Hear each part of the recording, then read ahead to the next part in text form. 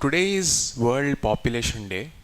So the entire lecture will be surrounded around how we have to link the existing topics. So the agenda for the day I'm setting out very clearly.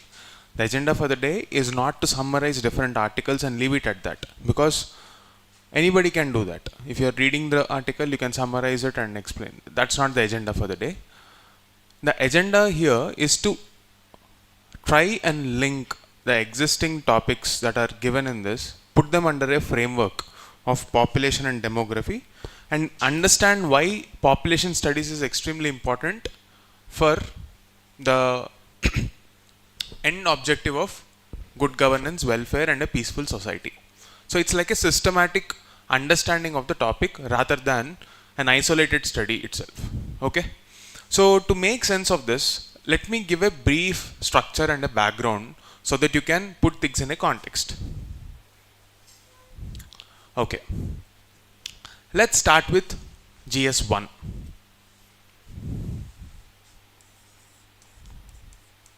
What is there in GS1? We have Indian society.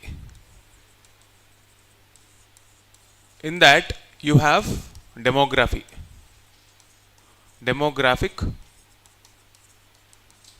studies. Basically, in demographic studies, what are you studying? Demographic means study of population.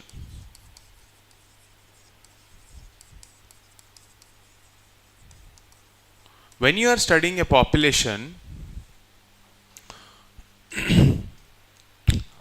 the composition,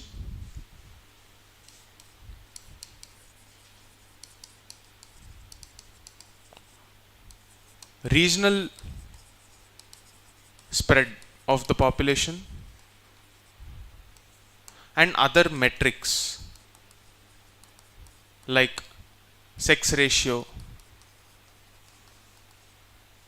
total fertility rate, these things are studied broadly.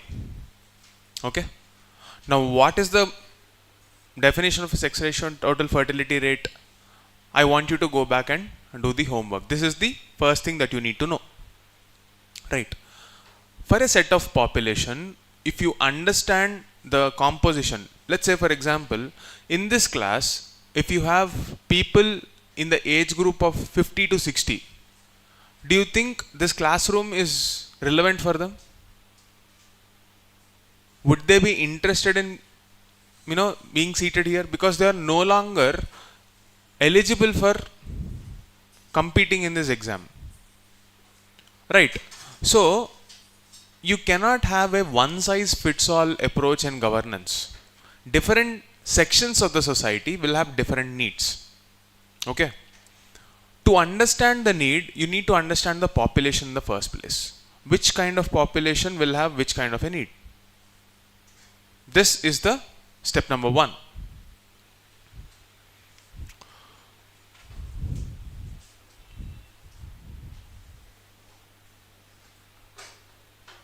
Now, let's take this to GS2. For a set of population, you need to have rights. Correct? And the second part of the syllabus has governance. Governance is all about processes and outcomes. Right. So this processes and outcomes are linked to your GS1 syllabus. That is, the process should address the social realities. So you need to take into consideration the social realities that you study in Indian society, like caste, regionalism, communalism, social evils, if any. Which segment of population is facing what kind of problem? You need to be aware of the exact set of problems, right? So this is what you study in GS1. And GS2 gives rights as a part of the social contract. these are all the topics that you already know. If you take a look at any topper copy, you won't feel like, oh, I have not studied this anywhere. You'll be like, okay, this is what I already know. Why am I not able to put it in, words?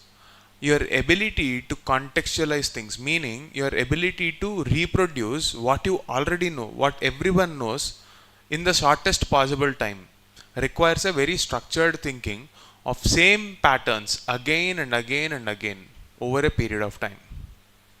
So you need to develop these interlinkages to appreciate the article in its entirety.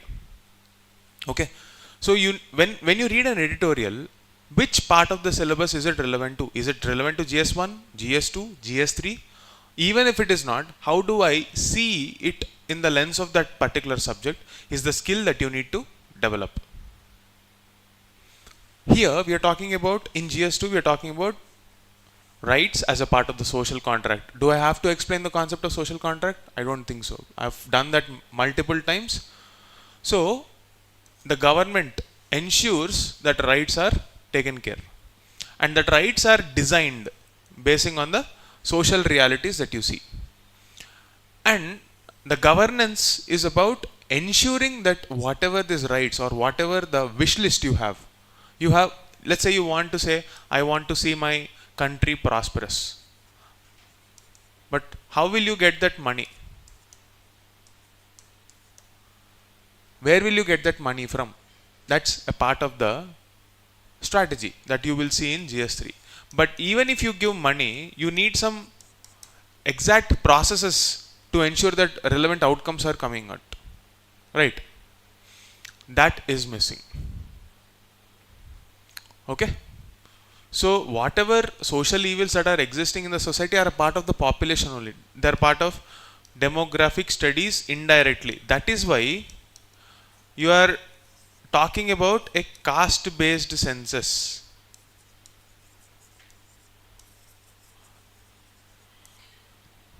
What is a census previously? It is just about number of people that are being counted, where they are located, and basic data only. But the real outcome of any survey will be based on understanding the diversity, their problems. One section of the society may not have the same problems as another section of the society, right? That is why for better outcomes, we need better processes and we need better data. That is why we are going for caste-based census. Intent is that, but is that the outcome? That is a different question, because that opens a whole different debate of how data can be misused. Caste-based politics can even create further divisions in the society. This is about the GS2 angle. Let's talk about the GS3 angle.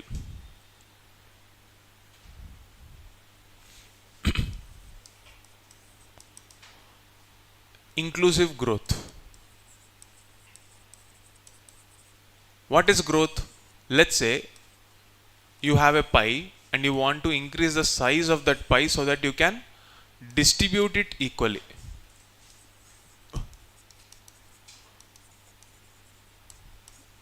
Okay. Inclusive growth is not just an economy topic. You can even look at it like a ethics topic also. Why ethics topic? Ethics essentially is about building systems for conflict resolution that do not depend on law. Please understand the purpose of reading ethics. The purpose of reading ethics is not to give moral science lectures. It has a very practical purpose to build trust and stability in the society. Why are we studying ethics? To build stability in the society. And ethics is a framework of approach. It is a framework of thought. What is the framework in inclusive growth? That has ethical framework in inclusive growth. Why do we want this? Because when everybody participates, that participation gives them a sense of belonging and they care about it. Okay, is it fair if they participate and they don't get a result.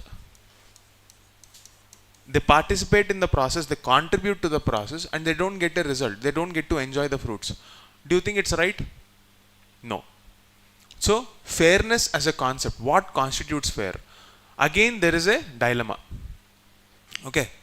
The dilemma here is capitalists, that are the rich, high net worth individuals, feel that it is unfair because they are paying a lot of taxes. That money is getting redistributed to someone else. That is one side of the argument. Here also demography comes into the picture. We will talk about, see, for example, I'll give you a case. There are many cases where you have fake beneficiaries, fake ID cards, fake ration cards.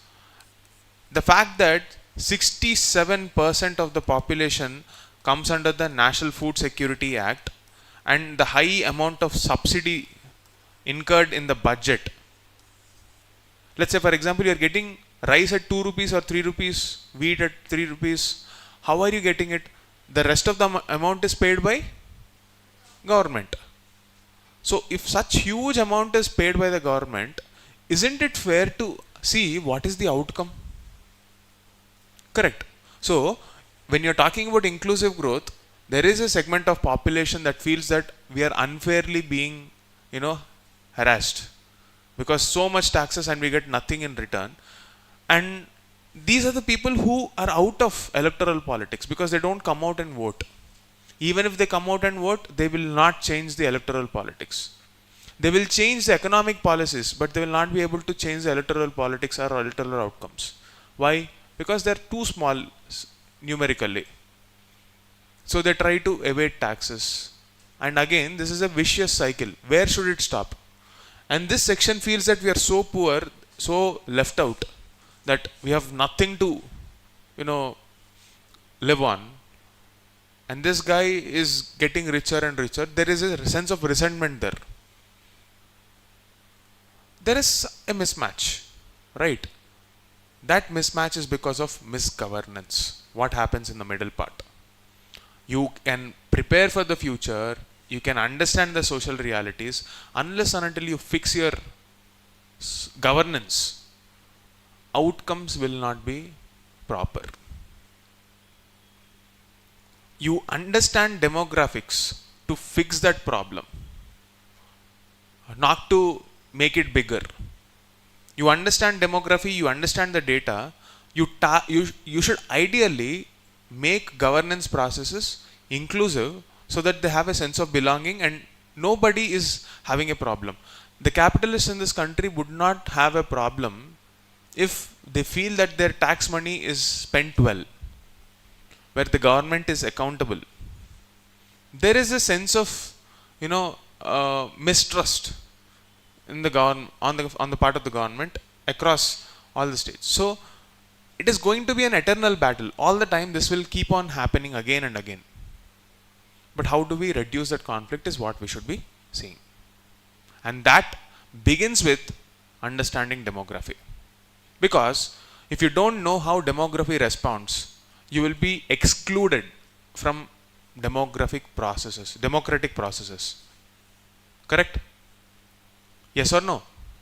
A case to the point being migrant labor. Just because you don't understand why a segment of population is moving out of their home state, that is Bihar, and staying elsewhere, they are just not able to get voting rights in the latest controversy because they are asked to show proofs.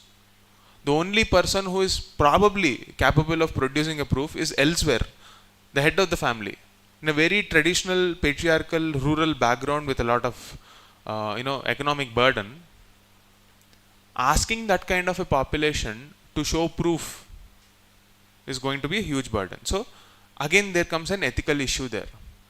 The mismatch between the reality on the ground and what is actually happening, that will become a big problem, right? So, it is in this context you have to study today's articles. I'll briefly explain what those articles are, how they should be looked at, what is the homework, and that is good enough for you guys. Is it clear, guys? Perfect. Let's start with this news. Consider Aadhaar Epic ration cards as proof. What is the problem with the present uh, revision of electoral rolls by Election Commission in Bihar? Documentation proof. There are a lot of documents which are demanded where the people may not be having those kind of things. Where will they get the documentation from? So Supreme Court intervened because you have to ask this question: is right to vote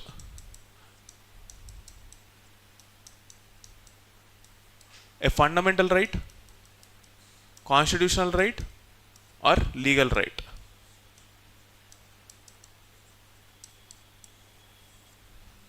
Yes? What did UPSC say? It's a constitutional right. So you should have an explicit answer in the constitution, right? That you have a right to vote. Where is that? Article 326 says that everybody has a right to vote. Are you sure? We are talking about universal adult franchise. But what is the process? For example, if you're talking about citizenship, Article 9 says Parliament has the power to decide how citizenship should be given. Citizenship is a wish. Process is laid down by the Parliament and that is given by Constitution. So, citizenship, is it a legal right or a constitutional right? It's actually a legal right based on Citizenship Act. Similarly, if you have a fundamental right, it is explicit. Right to equality. It's a constitutional right and a fundamental right. It's explicit. Where is the right to vote? Technically, the answer should have been legal right, statutory right. Somehow, I don't know how UPSC gave it as constitutional right, because the right to vote is based on Representation of People Act. But UPSC gave it as constitutional right. That's a different thing. Even many articles are there criticizing how in a democracy right to vote should be a constitutional right and not a statutory right. Still, right to register is constitutional, yes, definitely. But right to vote is not. Prisoners are not allowed. How is all this process regulated? Through Representation of People Act. You can say that I belong to India, I want to register as a voter, that is your right. And that is what universal adult franchise is. But your ability to vote becomes a right or not a right on certain conditions regulated by the Representation of People Act. In a democracy, can right to vote be a statutory right, not a fundamental right? Is it true to the spirit of democracy? Is a big question. That is one debate. And you can link demography to this participation in GS2. See, GS1 angle demography, and in that demography, one of the section is migrant labor. Link that migrant labor to this process of Aadhaar and identification part. That is point number one. The first thing that you need to do. So if you study today, most of your GS1 demography society topic will be over. Most of the dimensions will be over. So prepare with that intent. Okay. Next.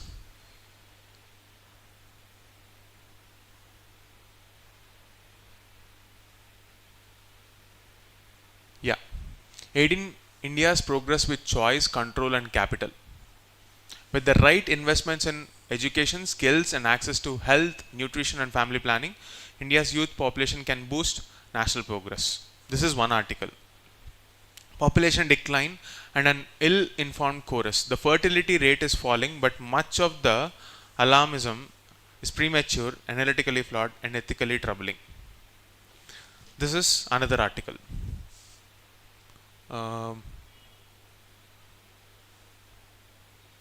And then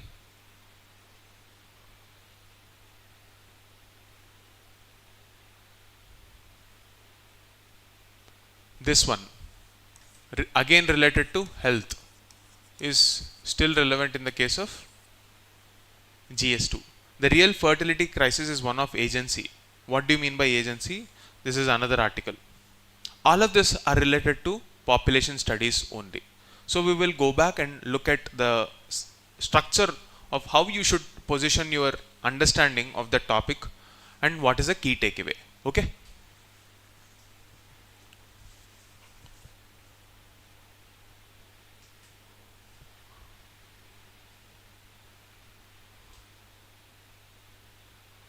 First one, aiding India's progress with choice, control and capital. Look at the subheading, choice. Choice means your discretion is used. So this is linked to the concept of freedom. Control. What do you mean by control here? There is an amount of regulation which is a part of the social contract.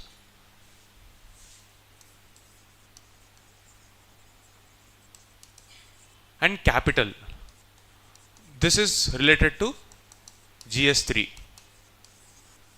economic growth. So you are looking at population as a resource and why we should invest in it for creating a stable society that is based on freedom and control.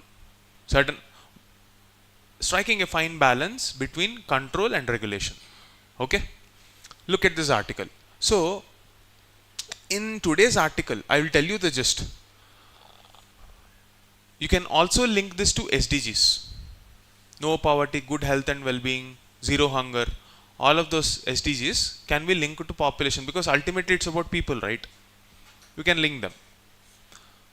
How do we want our population to be like? Prosperous, healthy, happy. This is a wish list. How do you make it happen? By understanding them in the first place. As of today, if you are looking at the reality, for example, take the case of the regional asymmetry. Northern states have younger families. Southern states are aging. Why? Because many decades before this, southern states educated the families about the need for controlling the population. So the total fertility rate. Okay, if one set of, see, for example, if you guys are there here today, at some point of time, you should be replaced by the same number of people. That concept is called total fertility rate and the replacement level is 2. So if the population total fertility rate is somewhere around 2, it is called replacement level. The same population will be replaced. Older people will die, younger people again they will come into the demographic radar and they will become a resource. Older people are liability strictly in economic terms. They contribute less in terms of economy but more in terms of the wisdom that they bring to the table.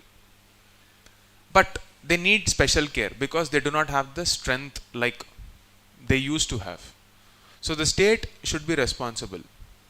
What if you have in an economy more number of older people than younger people because they decided to not have kids some time ago?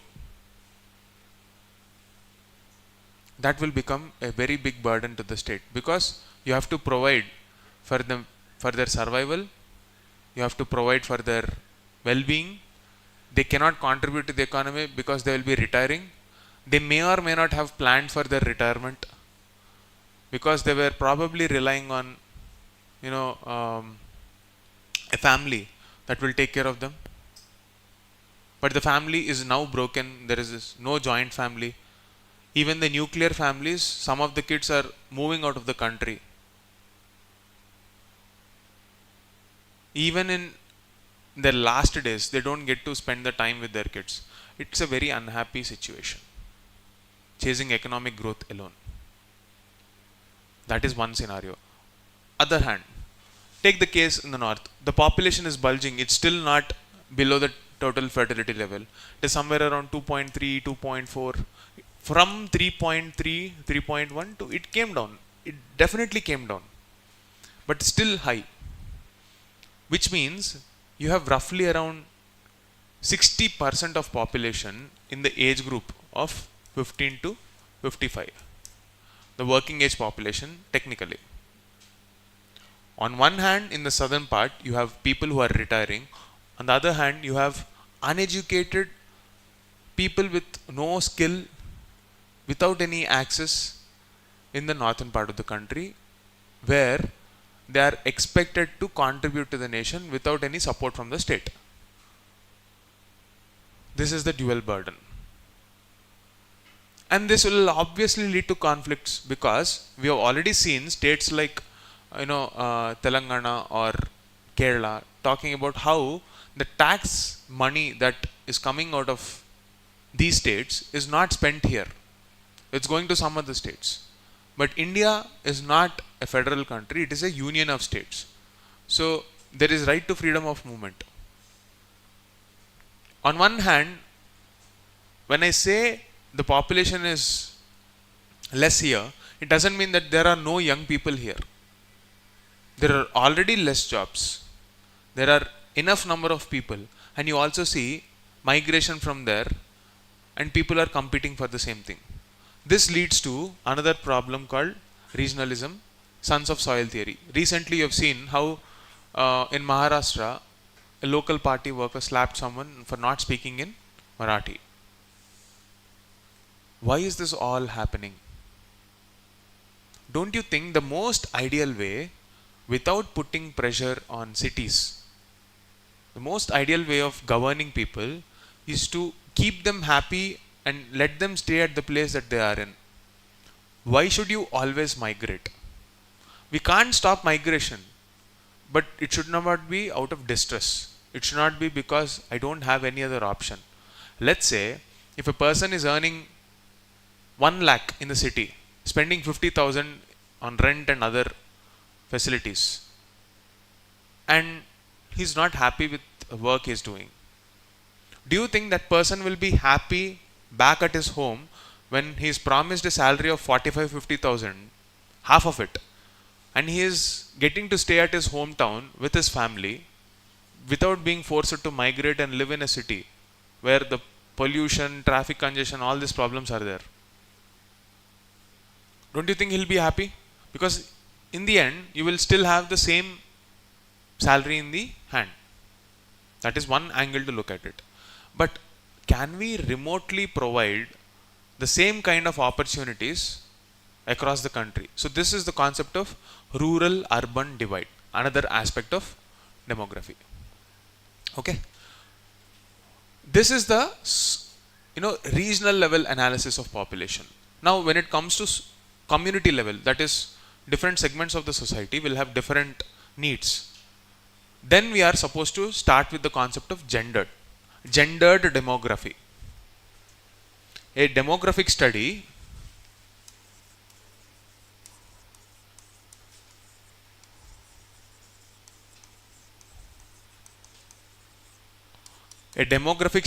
keeping the lens of gender as the framework for analysis. Gender based analysis.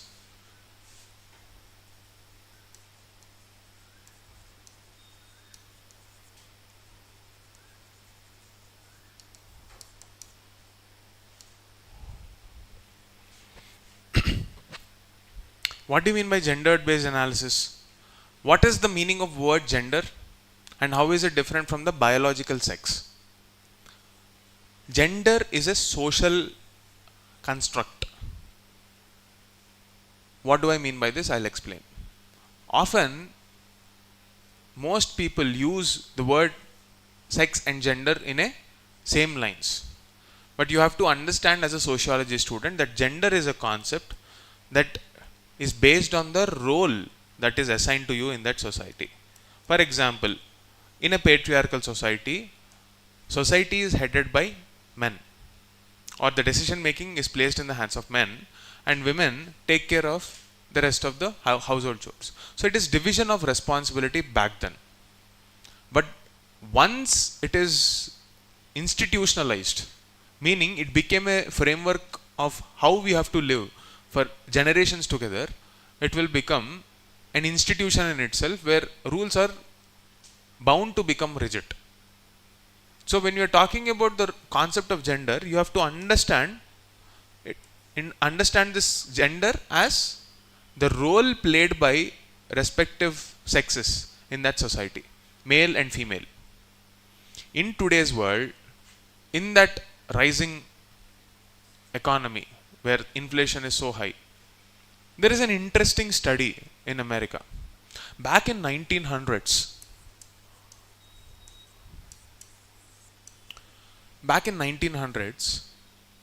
a single income, let's say the head of the family in a patriarchal setup, that is enough to fund for their housing, the kids' education, everything. Single income was enough. But of course, I'm not denying that there is disrespect towards women that needed to be changed. So developmental economists thought that empowerment of women is the solution for giving them the respect they deserve, which is fine. But somewhere this is hijacked. The entire narrative has been hijacked by the capitalist agenda. I'm not saying this from a communist point of view or socialist point of view. I'm just describing the reality. With the rise in labor force participation, what is the usual argument? That it will contribute to the economy. Right. There are many studies which say that if India brings most of its women into the labor force participation, GDP will grow by so and so percentage. All that is fine. But let's see in a case where this is actually, this has actually happened. A case to the point being United States. From 1900s till recent times, labor force participation definitely increased both in men and women. But why are the families just not able to afford what they were able to afford back then? Because there are two data pointers which says with rising population, consumption increases. With rising labor force participation, consumption driven economy increases, because what defines your place in a society is consumption, conspicuous consumption. Income just grew by 3x or 4x, but costs have risen even after participation by 10x. So you cannot have the same concept of gender as you have had in 1900. Of course, this is creating different social structures now. The other day there was a talk about how 45% of women no longer want to marry by 2030 because they value economic freedom. And this is happening for the first time in history. Not just in India, across the world. Why? Because despite rising labor force participation, the underlying economy, nobody is paying attention to that. Underlying economy is driven by debt. A case to the point being, look at US debt. What happened after the 2008 financial crisis? They're continuously printing money and pumping because they have the global dominance. What was 45 rupees way back in 2010 is now at 90 in a span of 15 years. Did incomes grow proportionately? Did the trade balance happen proportionately? No. They're using their economic might and strategic advantage to fluctuate the currencies, manage their debt. And the American population is working. Both of them are working. They do not have the necessary skills, but they're still working in menial jobs to meet ends. And yet they're struggling. And that's the case happening even in India. Today, for example, the middle class, which constitutes the largest chunk of the population after the lower income group, they do not get any voice in the participation of this democratic processes. They don't come out to vote. They just silently accept. The salaried class, it might seem very small, but majority of India is middle class. We are no longer the poor country that is painted. That's why I told you this book called Factfulness, which creates an image. Let's say, for example, in that book, the author Hans Rosling discusses that if you paint a picture that Africa is a very poor country, even if the data says otherwise, because of the narrative, it will be difficult for that data to spread and gain acceptance. We don't want to believe that Africa and its nations are the fastest growing countries in the world today. We still look at, whenever we say Africa, we look at that image. An image pops up, a hungry kid who is starved and malnourished. That's the kind of image you think it is. I'm not saying that there are no situations like that. Yes, but it is a lot better than what it is. So, demography, when you're understanding gendered based analysis, is always, linked to Indian society, patriarchal, the basic static concept of patriarchy, the traditional role of women in that patriarchal structures, the role of globalization.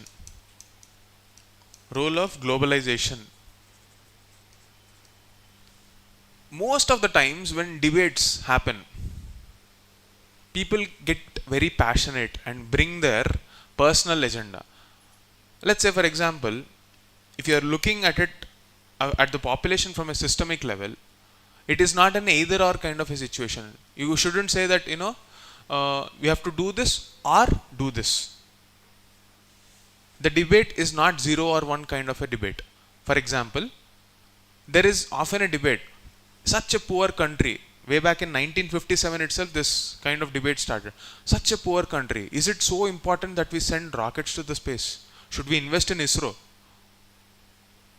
Yes, we have to.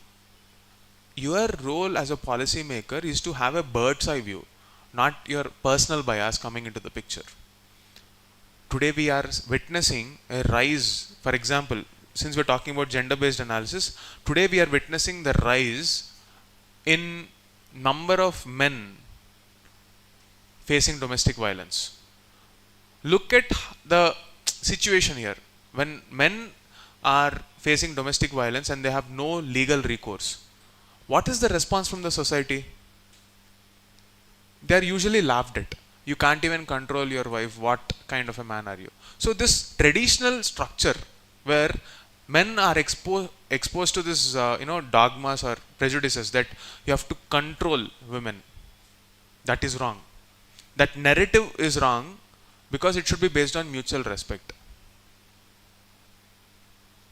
Since there is no mutual respect at one place and that gets highlighted, it doesn't mean it should be, this case should be justified.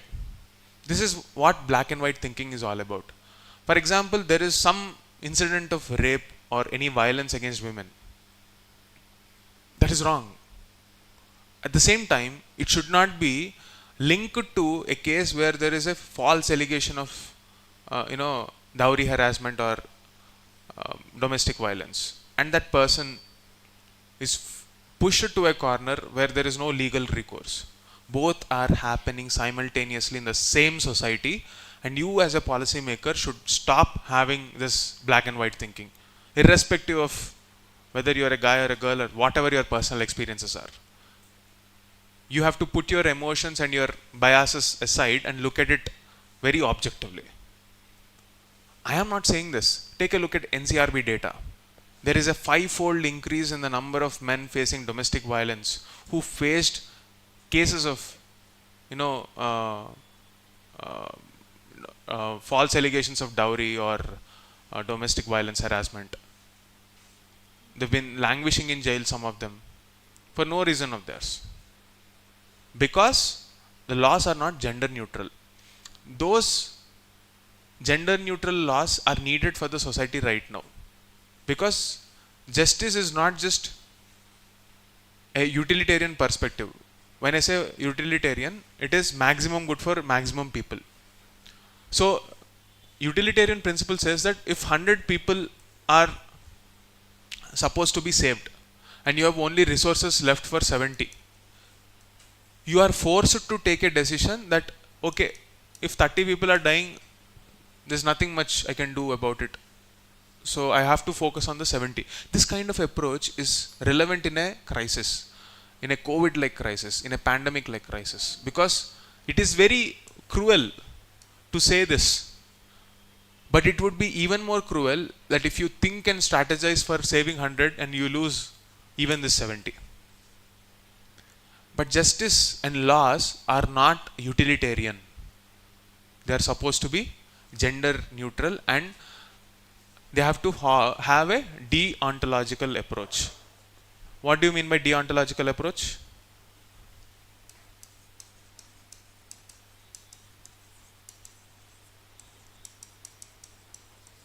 Where the methodology or the logic of your means, whatever you do, the method of you doing an activity is equally important as the end objective it is trying to achieve. For example, you want to earn money. This is the end objective. The means cannot be stealing, cannot be cheating. Always this is the case. End objective, this is the right thing to do, and you should always stick to this. Justice is one such kind of a concept where justice is fairness.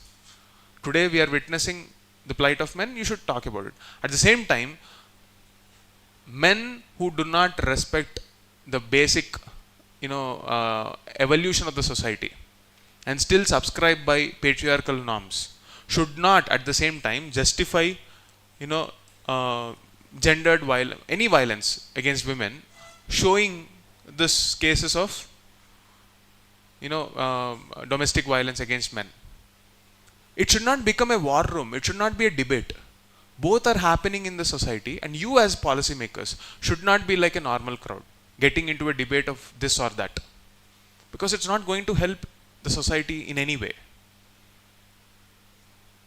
And for that to happen, it requires a structured approach right from your childhood, because it is a value system. What kind of values are you given right from the childhood? And this article talks about that kind of value imparting systems and investments into human resources, and also talks about some specific case studies like Advika program launched by the government of Odisha in partnership with UNICEF. What are they trying to do? They're trying to create awareness and prevent child marriages. You might be wondering, is it still relevant? Yes. There are societies where child marriages still happen in the poorer parts of the country. The life there is completely different from what you have in urban centers or the well-to-do states.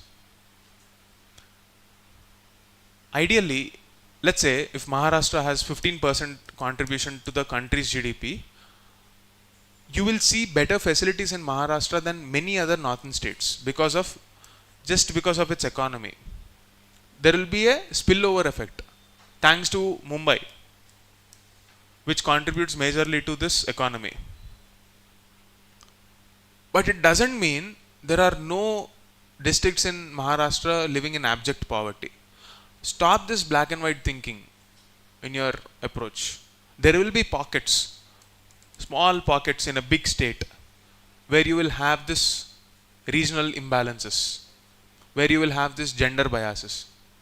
Haryana is a very rich state, but it is also the place where this gender bias is very strong, and that is reducing now due to continuous awareness campaigns. Understand the complexity of our running the country, the democracy. It's not a one size fits all approach every day. Demography needs to be studied for this very purpose, and you are looking at these articles from that perspective. How to use this article is something that you should continuously strive and think, because no single person thinks alike. If I give you the summary and leave, you will not develop the ability to use it in your answers. And I want you to come up with that. So if I have to see that change in you, I have to give you a background of how to use this article, right? That is what I'm trying to do here, and that will always be my endeavor, because I'm not here to summarize articles for you. You can do that all by yourself. Sometimes my effort will be to highlight what are important. So today's article is about this case study called Advika program. Okay. Also this statistics, they can become very important to talk about your issues. So if you are investing in a state's skills, in state health, when I say state, I'm talking about the federal unit state, because all these are health and education are state level subjects. Most of the work should be done by the states. Okay. This investments should translate into outcomes for its demography. And why is it like this? No single state will have a uniform problem. For example, a state with a lot of tribal population will have a different set of problems. You cannot apply the same logic in a well-to-do state like Tamil Nadu or Maharashtra. The approach should be slightly different. And governments which are at the state level are the best to plan, but not without taking the help of the third tier of governance, local governments. Democratic decentralization is essential, and for that to be a reality, you need to have an understanding of demography and how we should be spending money. Clear, everyone? This is the gist of this article. So I'll summarize quickly now.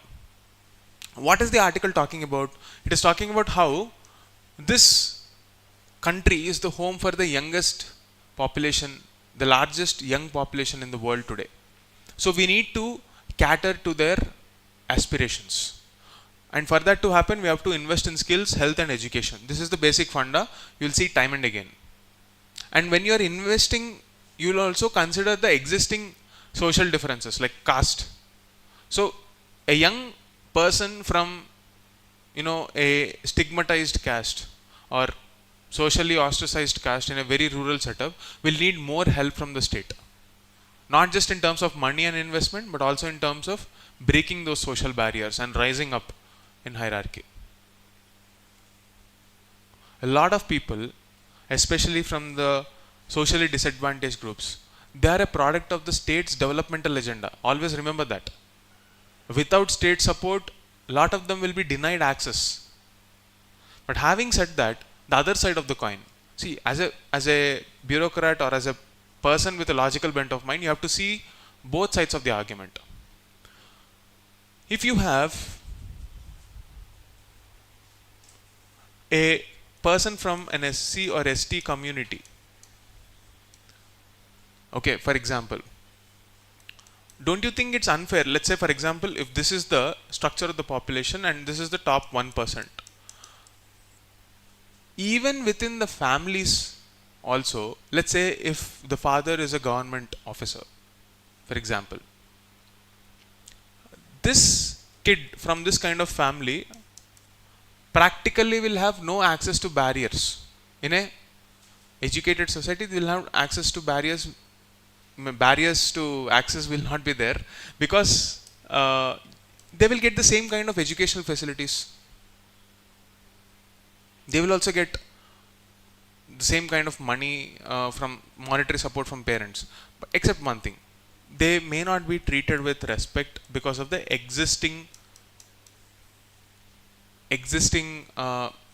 dogmas in the society, existing prejudices in the society. But the irony is that this population, which is also supposed to get this reservation, will not be getting them, because this top 1% will have a competitive edge because of one generation which is already in some kind of a government service or education, whatever. They will have some edge. But what about this percentage? They will again feel disconnected from the reality. So this kind of problems exist always. Because we have limited resources, we have a lot of demands. And governance and the processes therein should be fine-tuned across different periods of time. And for that you need a strategy, which is hyper-local. And you need a bottom-up approach for governance, where democratic decentralization will drive. Please write down these keywords, otherwise you won't be able to use it.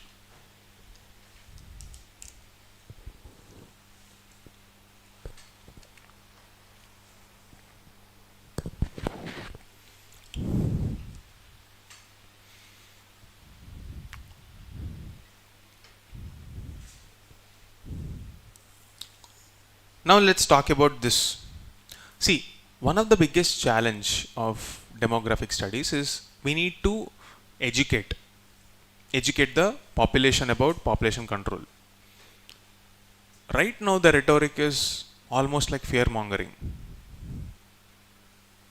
So this article talks about why there needs to be a change in society. One of the major problem right now is women are blamed for a lot of problems. When you say that they have to be a part of the labor force, they need to get their education, they need to get their agency. That is what makes a society stable in the present times. But it cannot happen with a blame game. Equal responsibility should be taken. Okay.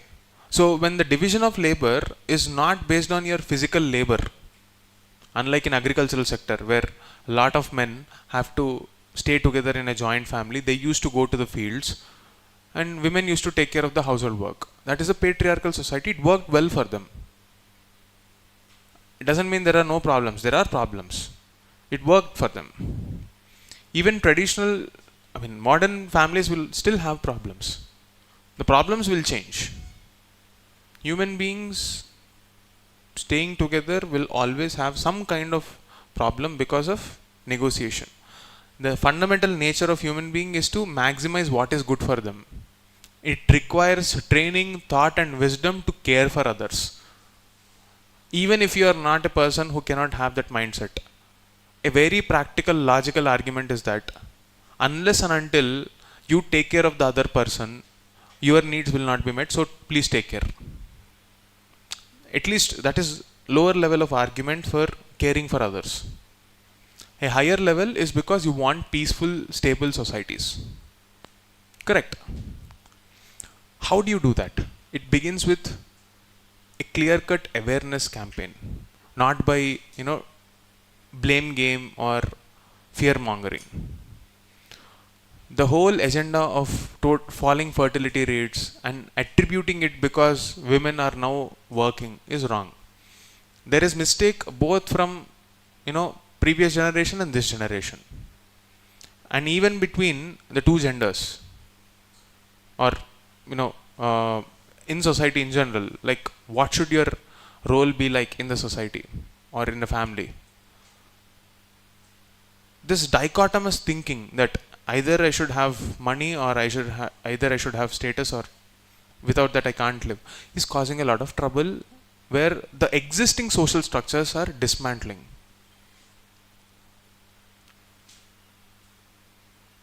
That needs to change, because it requires a systemic level understanding that society is undergoing a transformation and we are not competing. At least not in our personal space, we are not supposed to compete. This whole rhetoric around women being responsible for the present crisis is wrong. At the same time, even women not taking up responsibility for any actions that they are doing is also wrong.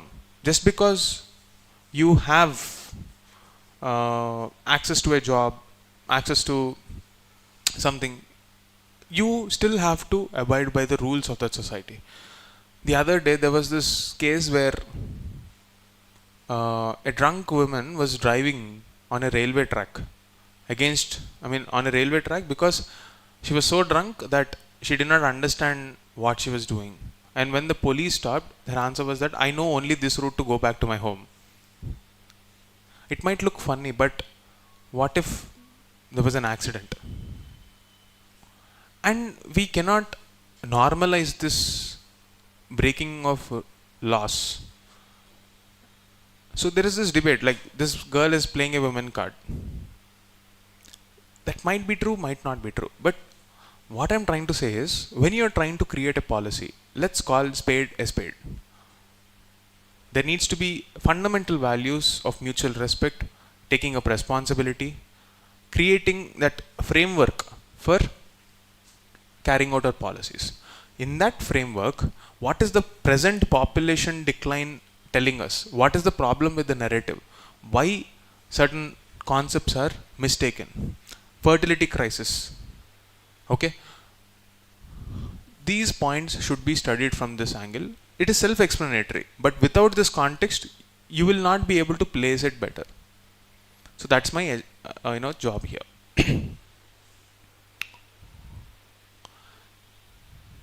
This article we will cover some other day. I think we have covered this many times, so you can just go through, because this is a self-explanatory article. You will get some case laws, etc., which you can note down. You can actually make a note of this entire article, summarize it and put it in your notes, because this is like a article which is good enough for using in your final exam. So just summarize this. Okay, we have discussed the prerequisites, everything is done. Just case laws, etc., the arguments you have to note down.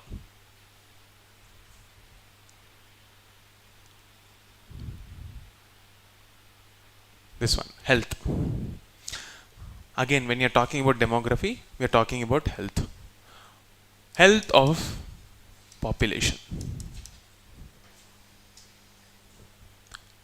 Okay? When you're talking about the health of the population, the major concern is what kind of health problems are we facing? Broadly dividing them into communicable diseases, non-communicable diseases. Again, it is the responsibility of the state to handle both of this. In this, TB is the biggest problem. Okay? And for this article talks about a tracking mechanism which can make our choices better. So the other day also we discussed, right? So TB is one of the largest factor or largest reason for deaths in our country, and that needs to change. What should we do? We should focus on maternal mortality rate model, where district collector plays a very important role.